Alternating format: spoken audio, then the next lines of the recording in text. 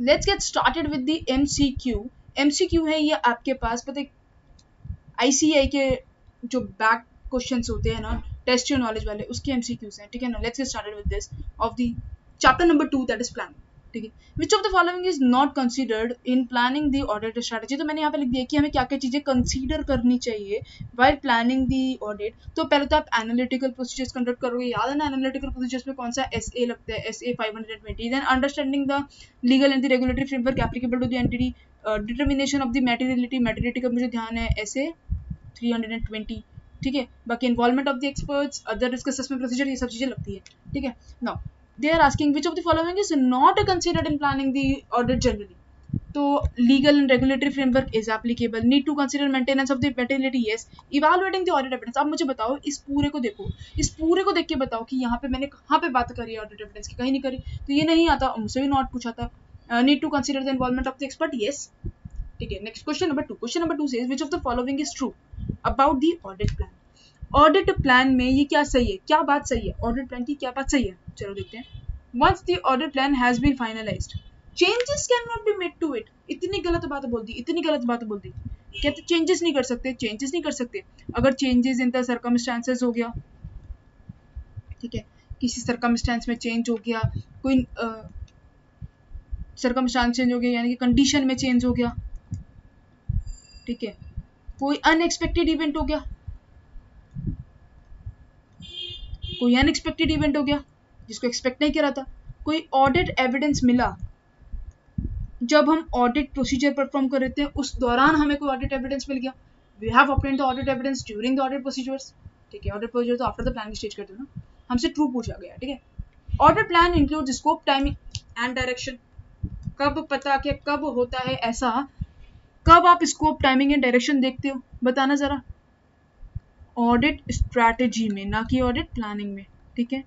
Next कहते हैं changes in the audit programme can not lead to change in the audit strategy. कितनी गलत बात है। The audit plan has to be documented by the auditor, yes, audit plan has to be documented by the auditor. Next question number 3, which of the following is not included in the audit programme normally. तो audit के programme में extent of checking आता है, date of checking आता है, nature and type of procedures आता है, लेकिन प्लानिंग नहीं आता है, ठीक है। Which of the following is not an advantage of the audit programme. Audit programme की इसमें से एडवांटेज क्या नहीं है। पहले तो आप मुझे बताओ ऑडिट प्रोग्राम के एडवांटेज क्या है। तो पहले तो एक ऐसे असिस्टेंट को सिलेक्ट करना, मैंने क्या बोला आपको, एक ऐसे असिस्टेंट को करना है सिलेक्ट जो कि कैसा है, कैपेबल है,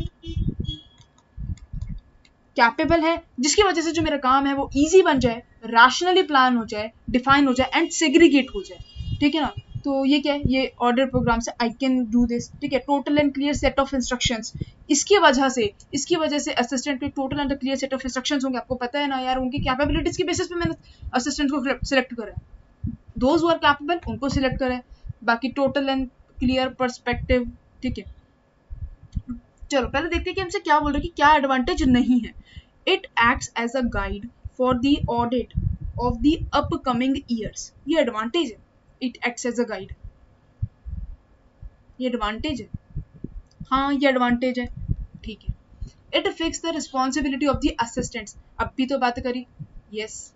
it serve as a shelter, shelter तो कभी नहीं, अगर ये शेल्टर देता है ना तो जो भी मेरे बेकार एम्प्लॉयज होते हैं ना, जो कि इनकैपेबिलिटी, जिन कैपेबिलिटी नहीं होती है, वो शेल्टर ले लेते हैं कैपेबल एम्प्लॉयज के पीछे। तो डिसएडवांटेज ऑडिट प्रोग्राम की, ठीक है।